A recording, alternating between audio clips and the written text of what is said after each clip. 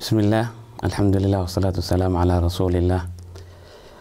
waxaan jeclaystay sheeko gaaban in aan sheego. sheekadaas oo magaceeda la yiraahdo waa khayr. waxay ku saabsan tahay nin wasiir u ahay boqor. boqorka wasiirka wuxuu ahay wasiir fiican oo wax waliba wuxuu ka soo dhigayaa inay tahay khayr. wixii ku dhaco maalmaha kamid boqorka wax ka sheekeeyay markaas uu yiri boqor waa khayr. soo mar waliba uu wada wasiirka oo yiraahdo wax kasta la sameeyo ma sha Allah waa khayr. biriga daba boqorka ayaa farta iska jaaray ama farta ka go'day. markaas boqorkii ayaa farta ka go'day waa khayr uu yiri. waa loo sheegay boqorkii wasiiro boqorka waa gaartay Allah warka boqorkaana ku rabo.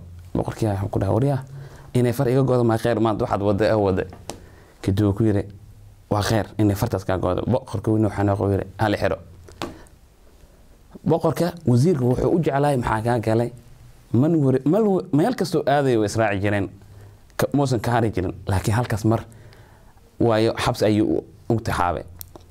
boqorkii wuxuu aaday safar waarasho intay jaqda ku jireen ayaa waxa helay niman dadka cuno. dhammaan askartii la socday wala laayay boqorka kaliix soo haray. dadkaas waxay haystaan qaanuun la yiraahdo qof cudwi ka maqan ama xibin ka maqan ma cunaan. boqorkii fiiriyan ilaa farba ka maqan waa la soo day. boqorkii oo faraxsan ayaa soo laabtay magaaladii. wuxuu ku soo laabtay tuuladii sheygu ugu horeeyay oo sameeyay hala soo furanay ka saaxiibka ahay. sheekad buu ugu sheekeeyay boqorooda mahadsanto yiri inay xirtay khayr si khayr ugu adniyo iga raali ah war ma ana raali ka de waa khayr tani waa khayr.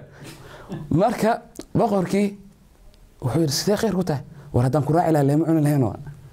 idan youtube-ka iyo waxa la soo gelinaya iyo barnaamijyadan hadda socdo waa khayr.